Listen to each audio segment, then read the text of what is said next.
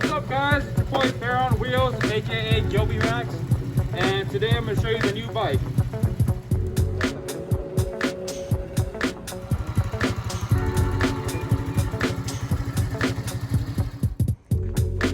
So, sounds. Make sure it's in neutral before we do anything.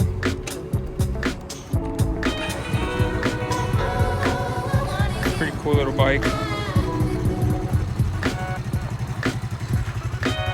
It's I forgot how many, I think it's like 8 horsepower, 7 or 8 horsepower. Has a little exhaust.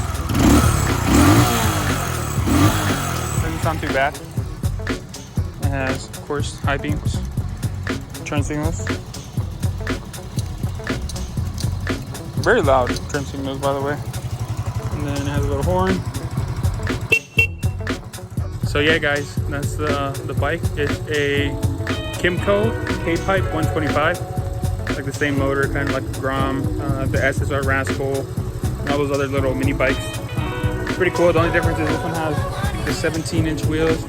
I believe is what it is. It's a pretty cool bike, by the way.